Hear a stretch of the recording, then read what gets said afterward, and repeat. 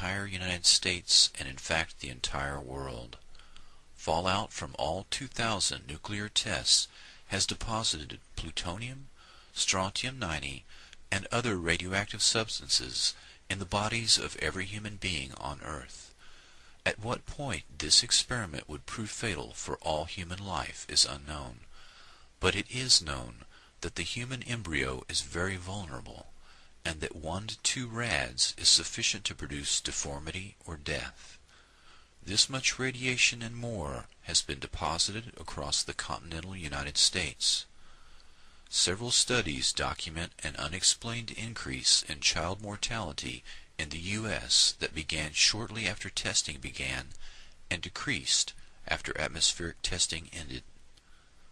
The government held hearings in the 1990s and gave monetary compensation to some individuals injected with plutonium, but not the thousands of others injured in secret testing. The government's report is largely a whitewash. Few victims were compensated, and no scientist or government employee was ever punished. The institutions involved all claimed ignorance or that the patients were fully informed, which was patently false in all cases. They have largely dodged their responsibility for participating in these acts, the same acts for which the Allies hung Nazi war criminals. After the 1995 Presidential Advisory Committee on Human Radiation Experiments submitted its final report, the children of the deceased plutonium victims had the following statements. Quote, "I guess the government really won. All the culprits that planned and executed this thing got away with it. For them to say that a little apology is enough is just beyond belief. I do feel betrayed, and I feel abused by this committee's report." Unquote. Nuclear explosions produce plutonium oxide, which is deposited in the lungs and lymph nodes and cannot be detected in the urine. The human experimental subjects were injected with a different form, plutonium citrate or plutonium nitrate, which does show up in the urine. 30 years of testing urine from those exposed in above-ground nuclear tests has led to thousands of tests that show a false negative, meaning that the tests were scientifically useless. It had all been for nothing. Mary Jean Connell, the only living victim of the plutonium experiments, when asked how she felt after receiving $100,000, merely replied, "I'm afraid it's going to happen again, you know."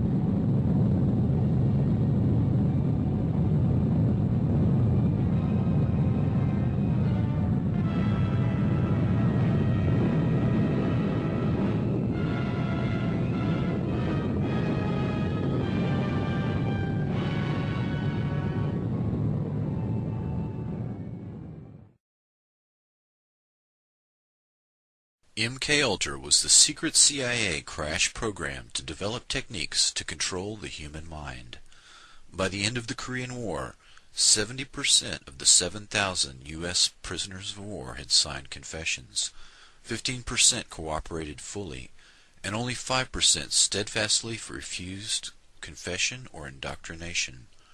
Professors Wolf and Hinkle submitted a secret report to Director of Central Intelligence Alan Dulles about communist methods of brainwashing that was the definitive work on the subject in 1953. It stated that no drugs or machines were used. Intense psychological pressure and human weakness were the key, beginning with solitary confinement. Guards constantly reminded the prisoner that he was totally cut off from outside support, ordered him to stand for long periods, dictated the positions allowed for sleep, waking him if he moved while sleeping, banned all outside stimuli such as books, conversation, or news of the outside world. After 4 to 6 weeks the prisoner would break down. Quote, "He weeps, he mutters, and prays aloud in his cell." At this stage the interrogation began in a special room. The guard told him that he knew his own crimes all too well. The prisoner is in the position of trying to prove his innocence to he knew not what. The interrogator and the prisoner bond in their shared ransacking of the captive's soul. As the interrogation proceeded, the prisoner realized that he could only end his ordeal with a full confession. Quote, "The prisoner feels that something must be done to end this. He must find a way out." According to a KGB man, more than 99% of prisoners sign a confession at this stage. Then the subject was either shot or sent to a labor camp after sentencing. Chinese techniques would move on to re-education of prisoners by moving them into a group cell for political indoctrination, incessant study of Marx and Mao, lectures and self-criticism led to political conversion by group pressure. Prisoners demonstrated their commitment by ferociously attacking any deviations. Constant intimacy with prisoners who reviled him for his resistance pushed the prisoner beyond his emotional endurance. As the prisoner conformed, his cellmates gave increased acceptance and esteem, which reinforced his commitment to the party, for he learned that only his acceptance allowed him to live successfully in the cell. In contrast, the American mind control effort was a mini Manhattan Project, with the conviction that the keys to brainwashing lay in technology. The agency's brainwashing experts gravitated to people in the mold of the brilliant and sometimes mad scientists, obsessed by the wonders of the brain. In 1953, CIA officer Richard Helms chose Dr. Sidney Gottlieb to run the technical service staff.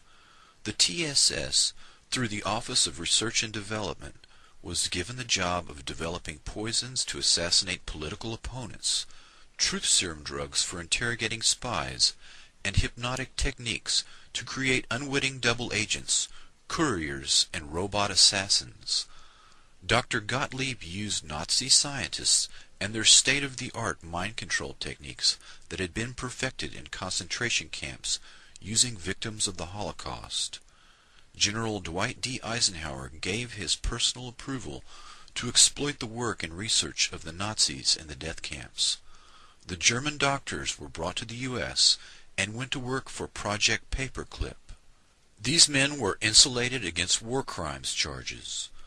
The Nuremberg prosecutors were shocked that the U.S. authorities were using German doctors despite their criminal past.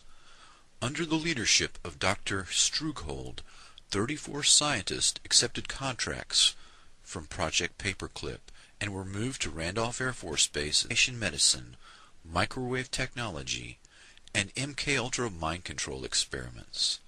The authorization to hire these Nazi scientists came directly from the Joint Chiefs of Staff.